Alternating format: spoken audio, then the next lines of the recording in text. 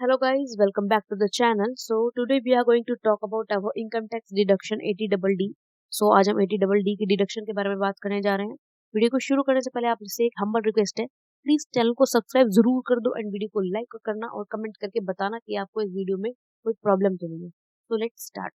तो देखो 80DD deduction क्या कहती है. It section 80DD of the Income Tax Act 1961 provides tax benefits to individual or Hindu or David family who incur expenses for the medical treatment or maintenance of a dependent person with a disability.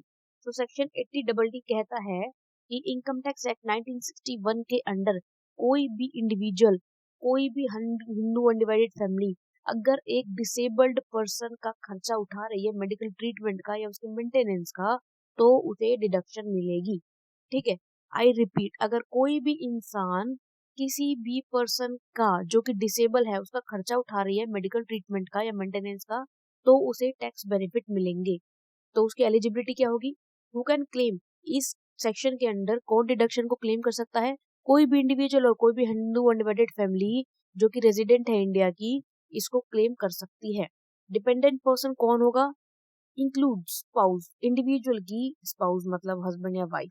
ठीक है, children उसके बच्चे, उसके parents, उसके siblings मतलब भाई बहन, या फिर कोई भी पर्सन जो कि मेनली उनके ऊपर डिपेंडेंट है, उनके ऊपर निर्भर है अपने खर्चों के लिए, अपने रख रखाव के लिए, तो वो डिपेंडेंट पर्सन विद डिसेबिलिटी में आता है.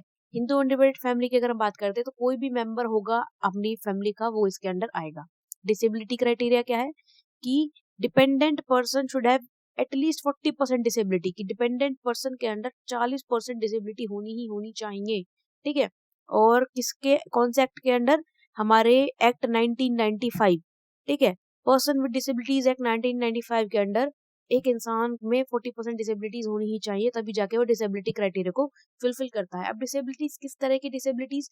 ब्लाइंडनेस, कम दिखना, लो विजन, ठीक है, हियरिंग इम्पेयरमेंट, कम सुनाई देना, मेंटल रिटार्डेशन मतलब कोई ना कोई दिमागी रूप से कोई प्रॉब्लम है, locomotory disability, mind and body का तालमेल ना होना, ऑटिज्म, अगर इस तरीके की कोई प्रॉब्लम है तो हमारी डिसेबिलिटी में आती है.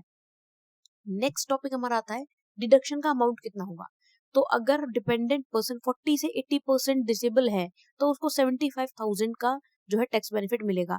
या फिर अगर हम किसी एक ऐसे इंसान का खर्चा उठा रहे हैं जो कि 80% से ज्यादा डिसेबल है, तो उसको 1,25,000 तक का जो है टैक्स बेनिफिट मिलेगा. लेकिन यहाँ पे कुछ कंडीशंस लगती है. क्या कंडीशंस होती है? कि सर्टिफिकेशन, आपको एक गवर्नमेंट हॉस्पिटल से, एक रिकॉग्नाइज मेडिकल अथॉरिटी से अपनी डिसेबिलिटी का सर्टिफिकेट लेना पड़ेगा, जो कि क्लियरली मेंशन करेगा कि यस, इस इंसान के पास, इस इंसान के अंदर ये पर्टिकुलर डिसेबिलिटी है. ठीक है, टैक्स पेयर जो है सेक्शन 80U के अंडर किसी भी तरीके की डिडक्शन क्लेम ना कर रहा हो, तभी उसे 80DD के अंडर डिडक्शन मिलेगी. ठीक है, जो एक्सपेंसेस है वो सिर्फ और सिर्फ मेडिकल ट्रीटमेंट के लिए, रिहेबिलिटेशन के लिए या फिर स्पेसिफाइड इंश्योरेंस पॉलिसी के लिए ही होना चाहिए, तभी जा करके उसे 80DD के अंडर जो है डिडक्शन मिलेगी.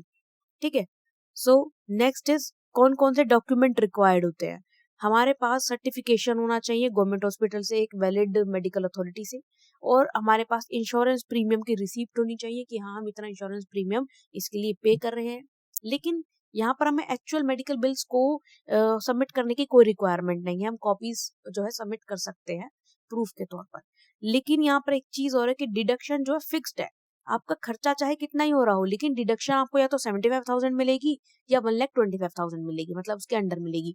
अगर बाई चांस आपका खर्चा हो रहा है 3 लाख रुपए, तो गवर्नमेंट आपको 3 लाख का 3 लाख नहीं देगी, वो तो मैक्सिमम उसका 1,25,000 फिक्स है, तो वो उतना ही देगी. ठीक है, सो होप आपको ये चैप्टर समझ में आ गया होगा. Thank you so much guys. Please please like, share and subscribe.